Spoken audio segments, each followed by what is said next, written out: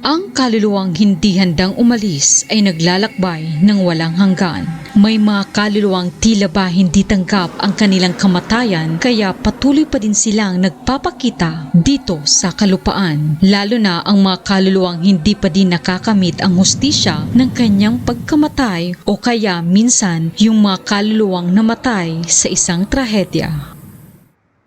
Ang video na ito ay kuha sa isang local news station sa bansang Peru. Isang nilalang na bigla na lang nahagip sa kamera habang naghahatid ng report ang isang mamamahayag sa gitna ng pananalasa ng kalamidad sa lugar. Makikita sa video na labis na apektuhan ang mga residente sa naturang lugar, ngunit mas labis na kinagulat ng mga nanonood ang di umano'y isang nilalang na nahagip ng kamera sa gitna ng kanyang pag-uulat. Dahil sa nangyaring kalamidad, ang ilang residente ay inabandona ang naturang lugar, tulad na lang ng playground na ito. Los columpios sube y baja quedaron flotando en el agua emposada. Habang ang news reporter ay abala sa paghahatid ng ilang footage sa lugar ng Santo Domingo, pagmasdan niyong mabuti ang makikita niyo. Desde el asentamiento humano Santo Domingo, Comité 6, mira la escalera, ¿cómo podría bajar aquí una persona, un anciano? Los niños, ¿cómo Ito podrían? ay kuha habang umaakyat siya sa isang hagdan at biglang pinakita niya ulit ang bandang ibaba nito. Makikita ang isang misteryosong nilalang na gumalaw at sinusubukang umakyat. Sinasabi ng ibang tao na baka ito ay isang kaluluwa ng biktima sa lugar na pinipilit na umakyat sa hagdan para makaligtas. Pinaniniwalaan nila na ang kanilang bahay ay isang haunted house, madalas na may mga bagay na kusang gumagalaw at may naririnig na kakaiba tuwing sumasapit ang gabi. At isang araw habang nanonood sila ng TV sa living room, may biglang kumatok sa kanilang pintuan. Nilapitan nila ito. Habang sila ay papalakas ng papalakas ang pagkatok, makikita sa video na ang pintuan ay salamin at walang tao.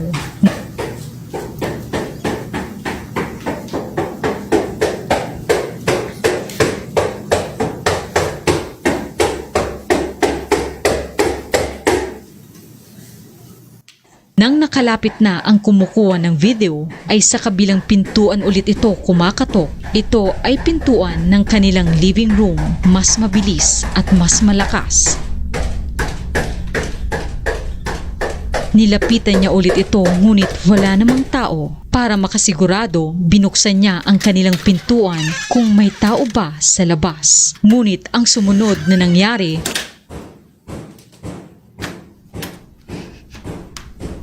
ay mas nakakatakot dahil ito ay nasa loob na. Mas malakas ang kanyang pagkatok na halos gusto nitong sirain ang pintuan. Nang buksan nito ang kanilang pantry, tumigil ang pagkatok at wala namang tao sa loob. At nang biglang may nahulog sa kanilang kwarto, hindi nila alam kung ano at bakit ito nagpaparamdam sa kanila.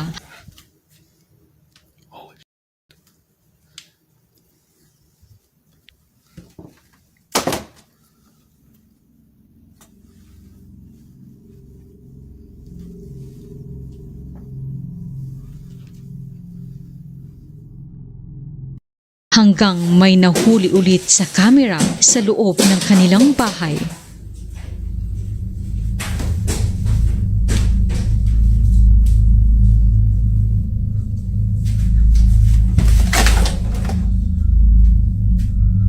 Oh my God.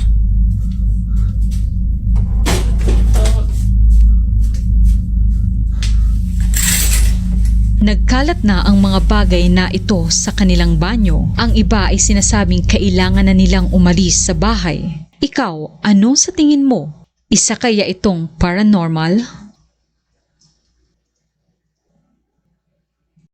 Makikita mo na siya lang mag-isa ng mga sandaling iyon at biglang may nagparamdam sa kanya. Mapapansin mo na patuloy pa din ang paggalaw ng equipment na ito, ngunit wala namang tao. Eso, vea, dos cuerdas y... Yo qué vas a ver, mamá, y la otra quieta, o sea, no podemos decir que es el aire, y ni que hay ventilación, ni nada de esas vainas. eso es como Y en encerrado. plena luz del día, ¿quién dice que estas maricadas pasan en plena luz del día? No. Mapapansin mo din na ang ilaw sa staircase ay bigla na lang namatay.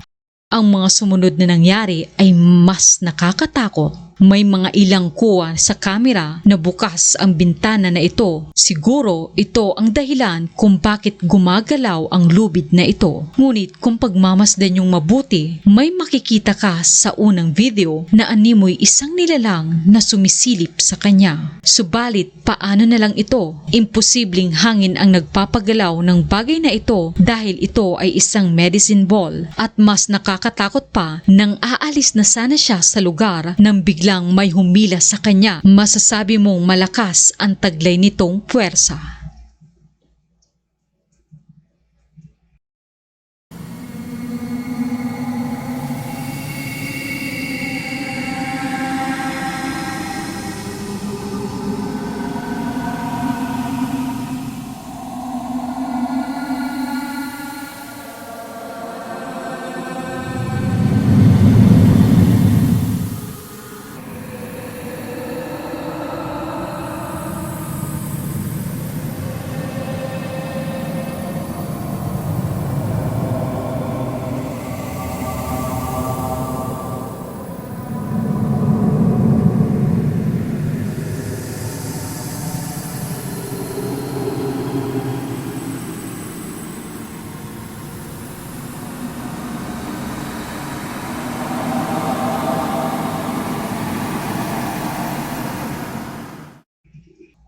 Mayroong na bang nangyari sa buhay nyo na ang anak mo ay may kinakausap na invisible friend? Tulad na lang ng video na ito, mapapansin mo na may kausap ang kanyang anak na babae.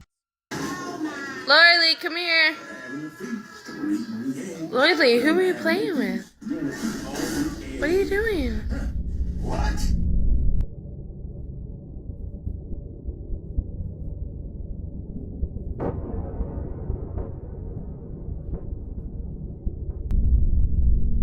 Ayon sa kanyang ina, sila lang ang tao sa mga panahon na ito. Nang tawagin niya ang kanyang anak at tinanong kung sino ang kausap niya, makikita sa video na may kung anong nakakatakot na nilalang ang biglang sumabay sa kanyang anak. May ilan na nagsasabi na ito ay anino lang ng bata, pero kung pagmamasdan mong mabuti, ito ay isang anino na sobrang itim at magkaiba ang mga hakbang nito kumpara sa kanyang anak.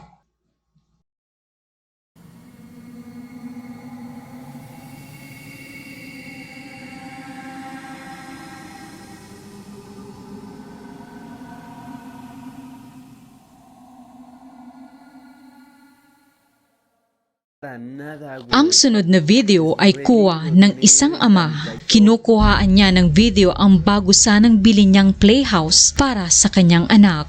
Una, normal naman ang lahat at wala namang kakaiba. Hanggang nang ito ay may nakuhaan sa ibang anggulo nito. Animoy merong nagtatago sa loob ng tent. Nang bumalik ulit siya sa pintuan ng tent, wala namang tao sa loob. Kaya naman bigla na lang itong kumaripas ng takbo. Pinaniniwalaan ng kanyang ama na maaaring ang playhouse na ito ay pagmamay-ari ng isang batang namatay at patuloy pa ding bumabalik sa kanyang playhouse. Kinaumagahan nang kinuhaan niya ito ng litrato, may mapapansin kang bata na sumisilip sa bintana. Ayon sa ama na kumukuha ng video, sila ay nakatira sa 15th floor ng apartment complex at walang balcony sa labas ng kanilang kwarto.